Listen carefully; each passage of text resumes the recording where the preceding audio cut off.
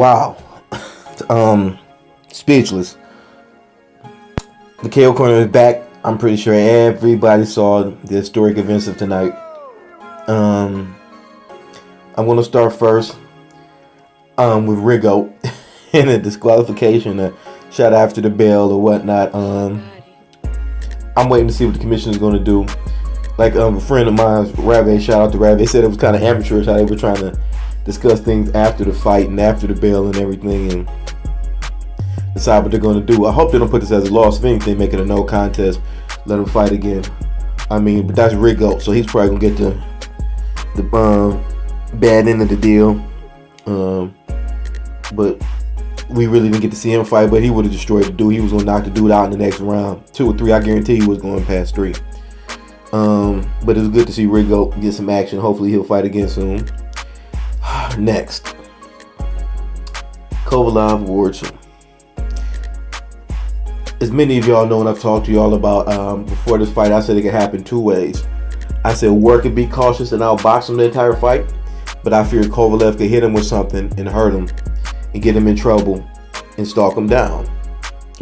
As a man, I'm here to tell you, boy, was I wrong. I'm still in shock.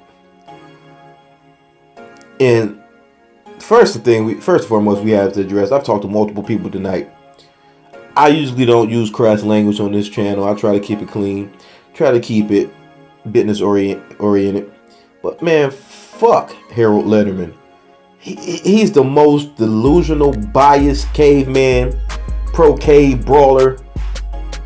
Dude, it's just awful. He gives you points for being aggressive even if you miss and the other dude is countering you and outboxing you. It's like him and Lampley is just awful. You know, it's just ridiculous, man. The type of fighting. Like 1 round, Ward clearly won. He gave it to Kovalev. And 1 round, Ward lost. He only did something like the last 5 seconds. They gave it to Ward. I'm like, what are you watching? And a lot of people, I was at a fight party and people were texting me and calling. They were like, man, what is he doing? What fight is he watching? And the judges had a total opposite of him. Judges ringside. Thank God they actually scored fights. You know, with the stoppage, they 2 judges had Ward up. I stopped scoring around like round 5, I think it was. I was so caught up in the action. But yeah, wow. Ward played it smart. Paulie talked about how he was going to get close, neutralize him, and tie him up and make it a dirty fight on the inside. Ward did that. And I noticed something about Kovalev. The Ward is slick. If we see most black and brown fighters, I'll say this, when they're slick, they get low to the ground. That neutralizes like flat-footed, straight-ahead fighters' power. And we got to see Andre Ward do that. Kovalev was throwing shots, but a lot of his shots were winging and wide. And Ward would put himself in position for the shot and just get down. And Kovalev would throw it straight over. And it was just, a lot of fighters like that, European fighters, can't punch off angles. Vitaly Klitschko was a master at it, but outside of him and probably a couple others, they can't. They gotta hit you straight ahead. Triple G is another one. Kovalev does it much better than Triple G as far as punching off angles and stuff like that. Triple G literally has to have you in front of him walking straight in a straight line on the ropes to capitalize. But Kovalev actually does move around and try to sit on shots and get low. But every time the Ward got low, stuff just slipped over him and shot over him. His defense, and he was slipping the shots with his hands down, which was dangerous, but it was effective, which really impressed me. And a lot of shots, a lot of the so-called aggressiveness, they were giving him points for it. They were embarrassing misses. Even up close, when you looked at him up close, he was missing.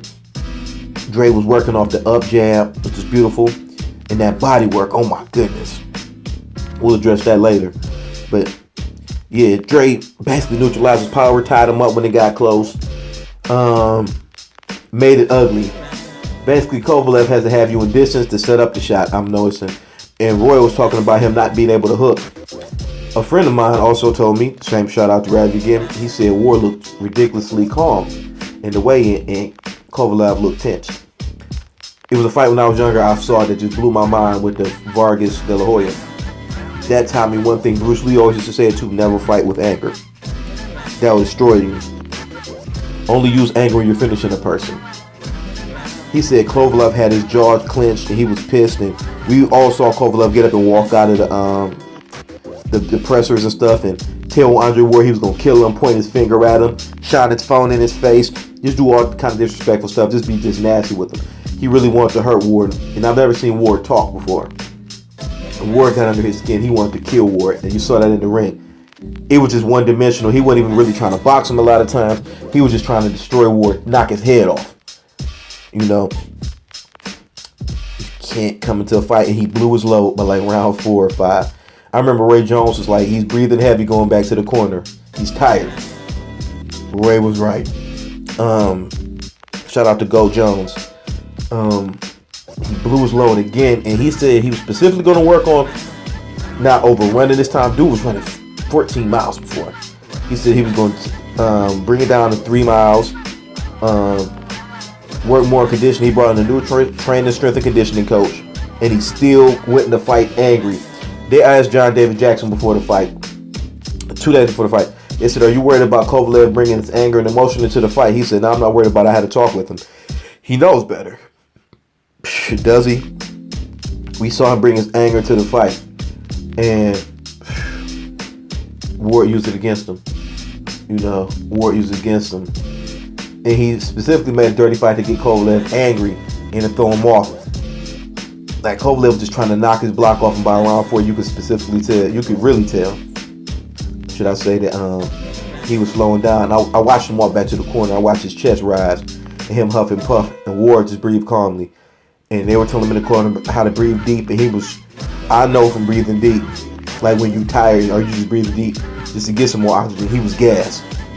And his punch output slowed, and we saw what happened. Fast forward to the knockout round. I rewatched the round 3 times. 3 times. Because when the guys over there said Ward hurt him early in the round. I rewatched the round 3 times. Ward cracked him with like a shot over the top, I think it was, and then a body shot. And Roy Jones even made the comment, he hurt him. People used to joke how Roy would see something before anybody else. And I noticed Ward hurt him in the round with a head shot, just before the right hand. A head shot, and he hit him with a body shot. That was the difference in this fight. That body work tore Kovalev up. You know, he beat the breadbasket, what we say. Ward hit him in the head, and he just wobbled. He stopped. It wasn't necessarily a full wobble, but I saw the wobble in his arms, and he stopped being aggressor. Roy specifically said, oh, now Andre sees something, and he's marching forward. And he hit him in the side, and he wiped his side. That's a sign of pain. I've done it. And he did it. He basically gave himself away because he was hurt. And then the shot that ended it all, that beautiful right hand. Ward said 2 days before the fight, well, I saw it 2 days before the fight, that he was training for the knockout.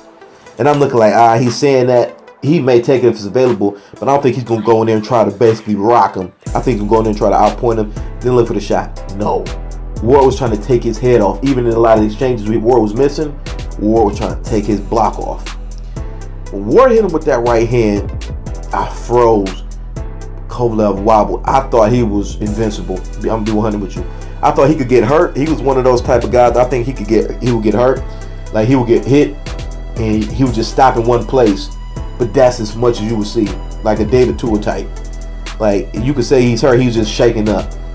But no, Ward rocked him and hurt him and knocked him backwards and dropped both his arms. And after that, Roy said his legs are going. He's done. And I knew it. Then Ward went in for the finish. People say it was low shots, but if dude is bending over like that, you're trying to tear up his gut. You know what I'm saying? He put himself in that position, and it was no fight for after the stoppage. He wasn't disappointed. He was defeated. He didn't want to fight anymore. So miss me with that. And Kovalev even said, you know, props to him after. He said, I don't know what happened in there. He said, I was better, but he was better. So Kovalev knew it was no excuses this fight. He got beat by a superior fighter. What Ward did tonight, man, he's one of the greatest I've ever seen in my life. I've been saying that after the Super 6. And it's little stuff he did is nobody really pays attention to. Like in his layoff time in the Super 6, he basically made the rail quit the Super 6. But in his layoff time, he took one of the most dangerous fights. I think Seiki Obika. Edison Miranda, I forgot which one. He took one of the most wildest, unorthodox, powerful fighters for nothing. It wasn't for a belt or for nothing. He said he just wanted to stay sharp. You basically risk getting knocked out to stay sharp. This wasn't no just get in some rounds. You went in there with a known knockout puncher who's dangerous, elusive, slippery, and fights dirty at times. That showed me right then that man has a heart. Like, he's special. He is super special. When we bring up Floyd, we have to talk about this guy. He's not flashy, because if Floyd wasn't running his mouth, he'd be in the same position as Andre Ward. Underappreciated, underrated. Floyd turned himself into the villain for the same reason Andre's going through the stuff. Andre said something very valuable to Rigo. He said them not paying attention to you says more about them than you. And that was powerful. And the brothers and sisters know what I'm talking about. He basically put it out there. But yeah. Ward. Oh wow. SO GOAT. You know, SOG. Man, speechless. Honestly, he could retire. He says he's gonna go up to cruiserweight, man. He could retire. He's done. After the Super 6, he was an all-time great. And the stuff he's done after that, just defy. Man, I'm speechless, man. One of the greatest to ever live, man. And one of the most underappreciated stuff he's doing. We're gonna look back on years from now, if we're still around. If we're still around, it isn't a nuclear holocaust or anything, or nuclear winter, and say we really didn't appreciate this man.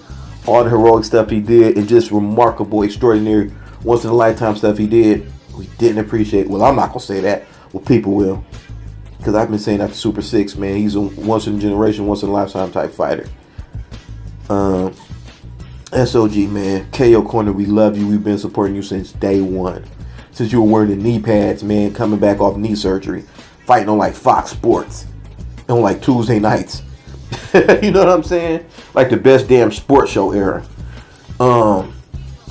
You're a GOAT now. You've been a GOAT, but now nobody can take that away from you. Props, peace and love. KO Corner.